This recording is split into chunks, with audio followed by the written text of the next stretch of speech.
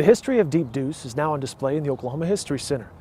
But here in the Deep Deuce neighborhood itself, the only African-American business owner, well, she's trying to keep the area's legacy and heritage alive. It's Kaya Fletcher. She's the owner here of Urban Roots, along with others with long ties to the neighborhood from when it was exclusively a black business and residential community.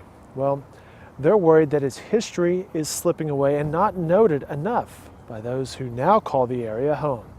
Oklahoma business writer Steve Lackmeyer has more on the story. From the very first day of statehood, Senate Bill number 1 was a bill to implement segregation in Oklahoma. So almost immediately you had segregation laws that restricted where black people could live. And in Oklahoma City, it narrowed down to a location that is we call Deep Deuce in Oklahoma City.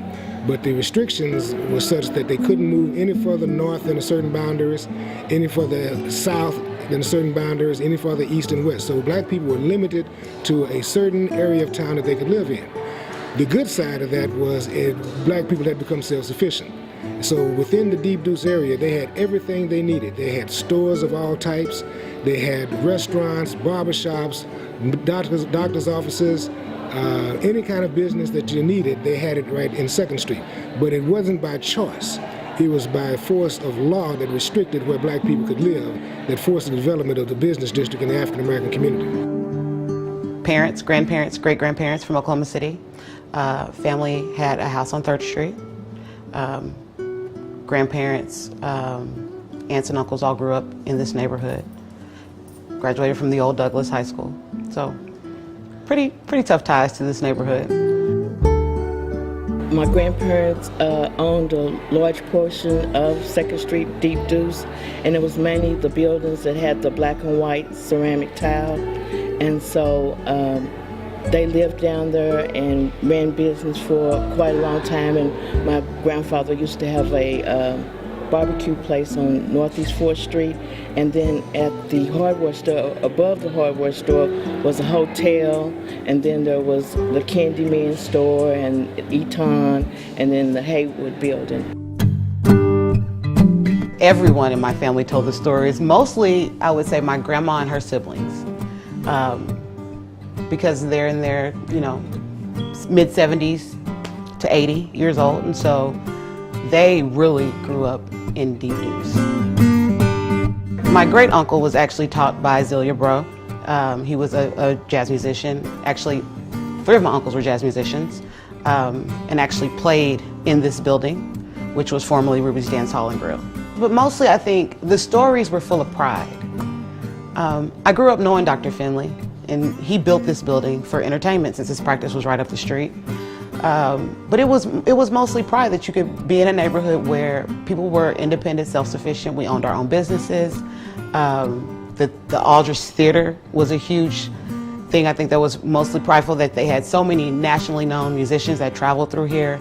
The Black Dispatch was which was the newspaper, was next door. All of those things, I think, were mostly stories that were told with pride.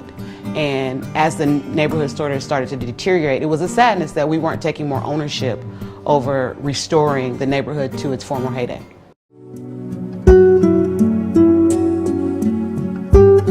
A lot of people have a lot of memories of Deep Deuce, and as urban renewal and everything started buying up, I think a lot of blacks are bitter that it's all kind of gone, because they felt like that, and it really wasn't, I would say, taken away. Basically, the economy and everything, and people just sold it. Keep in mind that up until the 60s, African Americans were not a part of the Oklahoma Historical Society. This state had little or no interest in collecting and preserving African American history. Not until Bob Blackburn and a lady named Ruby Hall began to team up did the state start paying attention. But that's not unique to Oklahoma. I mean, that's what Black History Week was all about, Negro History Week was all about in the first place, Carter G. Woodson when he started. No one was paying attention to African American history and culture. It's been a cultural shift in our thinking over the last 20 years that Oklahoma has a place to keep African American history just like it keeps every other history. And that's why we have such an abundance of photographs now in the last 20 years that we did not have for the last 100 years in Oklahoma.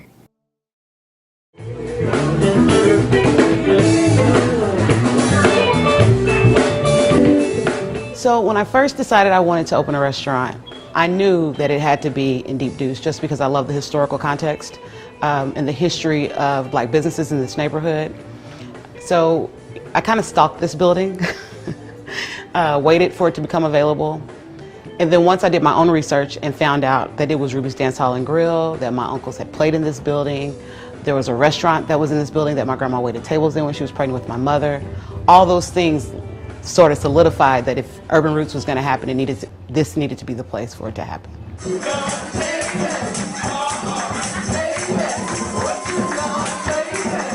I think a part of our mission here is to sort of honor and preserve the roots of this neighborhood, which is where the name Urban Roots comes from.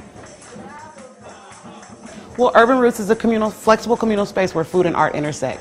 So for us, it was finding a way to use food as a medium to support the arts, whether it be music, dance, written, or whatever. We've hosted things with the Oklahoma Black Book Writers. A lot of local musicians perform here on a weekly basis. We have a really solid open mic night that has poetry, song, dance. Almost every genre of music, every genre of art you can think of has taken place in this building. It's different being the only Black business owner in this neighborhood, considering the history. And we weren't readily accepted, you know. I think the neighborhood has done a really good job of saying, you know, it's Deep Deuce, it's all that jazz, and uses that history to sort of make it a more vibrant, cool area.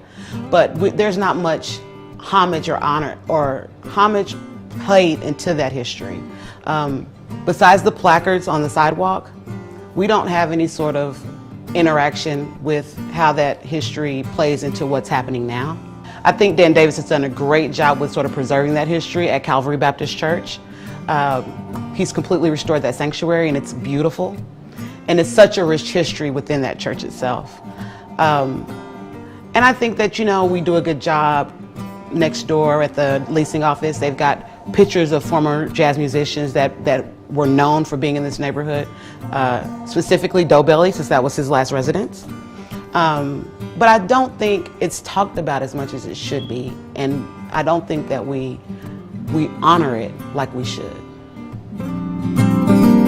You know, for me, it's our sense of purpose. It's our history. We don't teach it in our schools. Our children don't know. If you don't know where you come from, you don't know where you're going.